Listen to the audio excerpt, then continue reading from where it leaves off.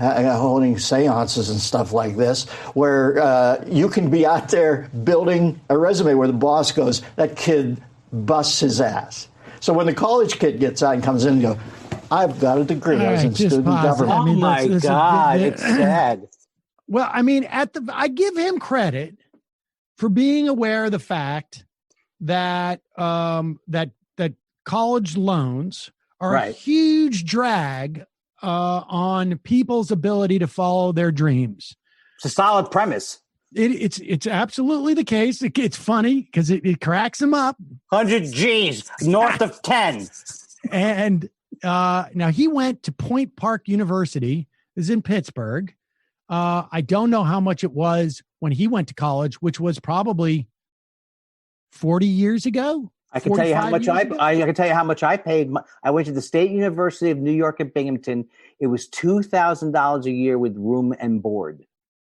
Really? Yeah, because I went to school. Let's put all the cards on the table. I graduated instead of lying. I graduated in '78. You do the math. So when I went, so it was like holy cow! Wait, don't really, please. You almost hurt my pacemaker. Well, so it was nothing. It was nothing back then. That was a state school. Private schools were $5,000. Like if you went to a private school like Haverford or whatever else, or even Brown. Well, Brown was more. But it was $5,000 a year at a private school. And he must have gone to school probably, I would bet, in 1970 is he probably when he went to school. And yeah, I would imagine. Now, what's amazing is here's a guy who's made his career doing stand-up and some variation of it. And the idea that this referenced comedian was not helped by going to college is absurd. Like this facile thing of like, put aside the idea that like, we want people to get the education they want so they can chase their dreams and that it's higher education is a good thing. Right. It doesn't necessarily turn into dollars for people. It was never supposed to be you went to it, for a specific thing. I mean, some people did, but you were supposed to find out what you wanted to do sometimes. You find out what you want to do, but you also become a better citizen. You understand, like you become true. Yeah. You get a better education. Yeah. Right. Like, in high school, I don't know if even the word philosophy was mentioned at my high school. Right. I'm not even sure I knew what it was. Yeah. And, I'm not, but, higher education is a healthy thing for a society.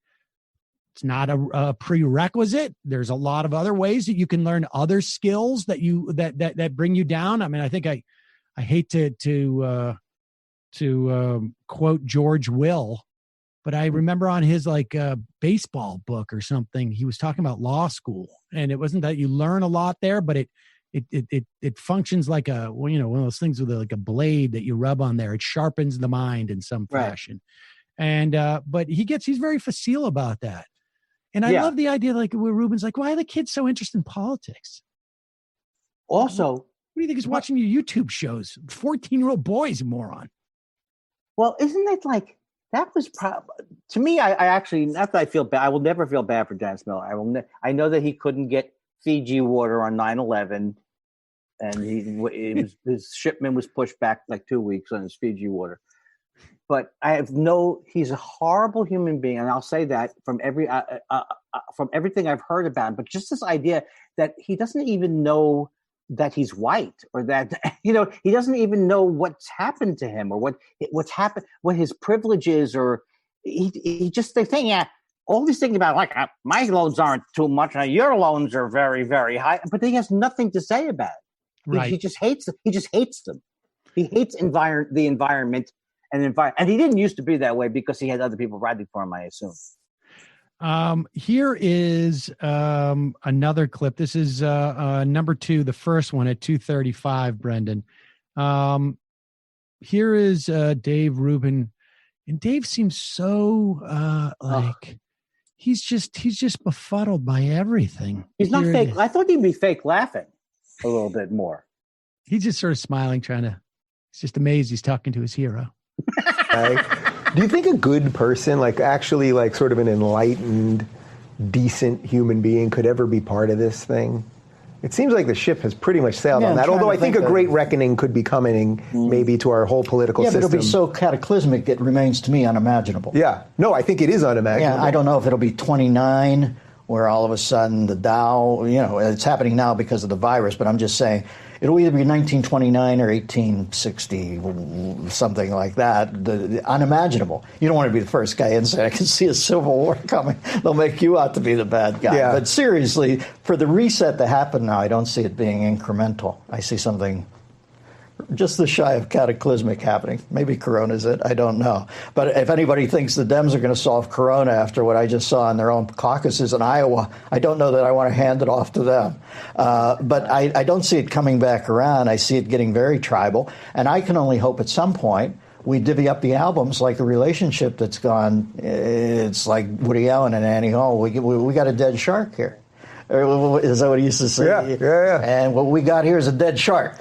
And divvy the albums. 50-year-old movie. So what does that mean, though? What is that? It's a 75-year-old movie. He is the hideous laughing at nothing. It's like the worst comedian in the world is a comedian who just keeps laughing at himself. And he's literally laughing like he thinks it's going to summon up his own sense of humor. The best part about this is that we are like barely a third into the interview, and he has referenced turntables and albums multiple times. Multiple times. And he's going to Ruben for the reference. Yeah, like the shark, from that movie, right? Nobody knows what you're talking about. Good. And what we got here is a dead shark. And divvy the albums up. So what does that mean, though? What does that actually mean? Like, what does that look like? We divvy up the albums. Meaning what? We should split up, in my mind. I don't see it coming back around. I don't know how to do that. That doesn't work out very well for guys like me and you in California, You move. I don't even know if it's geographic. I don't know what I'm saying. I don't know what he's saying either. But I love Ruben going like, where Miller goes, like, you move. And Ruben's like, where do I have to go? I mean, didn't Ruben like have a big thing where he was going to move to Texas anyways because of taxes in California? No. Dave Rubin, like, where's Dave Rubin going to go? His whole thing is sort of enjoying everything being in a liberal progressive state brings you. But he's still the conservative mind. Well, go, hey, head to South Dakota, dude. Enjoy it. It. Bask in all the glory that you'll have there. I just can't believe that but I mean, I really see, because I knew Dave Rubin years ago. He was at that moment. He was a sweet. We were commiserating at the time about the Young Turks or whatever the thing was, or because I came up with the nickname Jankdemonious, which is one of my classic. But then he all of a sudden it's just like I think he really wanted to be a comic, and he probably is not funny at all. And then he's into this thing where it's like if you had one bit, hey, men and women are different, am I right? And you just kept hitting that bit forever. It's an incorrect premise. His premise is incorrect about liberals and everything. So what is he going to do? Well, I hope he's going to be gone in about a year. Well, I don't know. He's got his own. Is that it, Brendan? Should we go to the next clip? Bill O'Reilly. Basically, right. I mean, they say these things about him, but is there a piece of him that strikes you as very much like he has the mind of a comic? Because I saw him live. Good timing. Yeah. Okay, sorry. Wait, I'm sorry. We're back. This is the next clip. This is Ruben is talking about Donald Trump. Does he have a mind of a comic? I actually think that's not a bad premise. On some level, he does. He's not that funny. The but only he's definitely thing, like a road comic. He's only good at certain like an obnoxious uncle who occasionally, because he insults everybody, says something somewhat amusing. Donald Trump. And he also has an audience that is, this is like after you've been on a sitcom and you go out and tour, everybody who shows up, everything you say is funny. Yeah, that's right. Go ahead. Right. These list reviews for house painting. What are you talking about? Yeah, I think you're basically right. I mean, they say these things about him, but is there a piece of him that strikes you as very much like he has the mind of a comic? Because I saw him live. Good timing, yeah. I saw him live in December, and he goes up there, and he's got the prompter, but he's also winging it half the time, and he's ad-libbing and everything. And he did this thing he was talking about windmills, and he goes, I've been studying windmills my whole life. Nobody knows more about windmills than me. And then he starts, rifling off some stats about windmills that were obviously on the prompter. And I turned to David and I was like, that the headline in Politico today is going to be Donald Trump says he knows more about windmills than anyone, which he obviously meant as a joke. And then, lo and behold, we see all the headlines, BuzzFeed, blah, blah, blah. And it's like, I think that's his greatest gift. He knows how to punk these guys every time, whether you like it or not. Whether you like it or not. I can't even do that with him anymore. Everybody talks about Trump now. Notice how many times the word whether you like him or not comes up. It's almost laying covering fire down. Yeah. I don't like him some days, but it's about more trivial shit than some of the stuff he's doing, which matters. I think some of the things he's doing as far as when somebody comes to me and says that the black unemployment rate's down to its lowest ever, and somebody immediately goes, Obama's talking about it. Okay, I'll give Obama credit for that. I'm going to give him credit for getting it down a little lower. I just can't play this stupid game where he's the Antichrist. For God's sakes, there are days I feel that he's... we should also just notice that, he's literally saying this days before Donald Trump is going to go look, if we lose 200,000 people... there's I was an early adopter saying that he's that Trump is Hitler. I never meant it as a joke.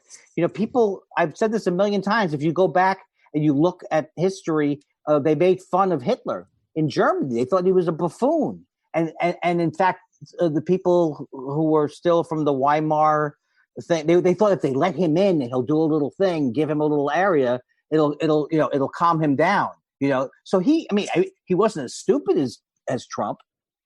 Trump clearly is knowingly stupid, but the fact that he literally wouldn't care if everybody in New York died, Donald Trump. He wouldn't care if every Democrat in this country died. It depends. What's the economy look like after that? Right. If it's up, then okay, fine. But literally, he's a sociopath. So someone like Dennis Miller, who's actually going, I kind of like this guy. He must be, he can't believe that. He must be so much wanting to have a career by appealing to these idiots. I don't know. I think it's someone sincere with Miller on some level. And you do? And first of all, I love the idea that Rubin is it's clearly a joke that he knows about. No, that's just a lie. Well, first of all, what kind of joke construction is that? I'm going to make fun of the fact that everything I know about windmills, I don't know anything about windmills. That's the joke. Here's some facts about windmills. What? That doesn't make any sense. Or that Trump has the ability to punk anyone. He's not. This whole idea that he was a great showman. He's the worst showman. He's been terrible at everything. It's a reflection about how easily duped we are as a nation that he's gotten popular. I think there's a lot to that. All right, here is Dennis Miller on O'Reilly and talking who's about funnier O'Reilly. than Dennis Miller, I think now. O'Reilly just had a thing where he basically said, the thing that's nice about this is it's basically coronavirus is just taking down the weak members of the herd, essentially. Yeah. They were on their last legs, he said. Last legs, exactly. Here is Dennis Miller. He's on with O'Reilly, right? This is clip number 4. Yeah, this is great. Oh, is this his show? This is a Billo show. This is everything you want to know about Dennis Miller in 1 minute and 45 seconds. Here we go. So Bernie's out here, and who are you going to vote for now? Oh, come on. Bernie got paid today. You think you're going to see half of it? Of course not. No. Listen, Bernie folds quicker. He forgot. He didn't get the memo, the True Believers bill. True believers die on the parapets at the Alamo. They don't die on the screen porch at the lake house. Bernie Sanders is a complete phony. Nobody gets out earlier for somebody who's willing to I'm going to storm the Bastille, but I think I'll stop down here at the Outdoor Cafe. And you know something? It's going to be Biden now, I think, only because of this. I think Biden made a horrible tactical error, and I don't know if Trump thought this when he said, Biden puts his 2 bits in. I should call the White House and tell them how to handle this.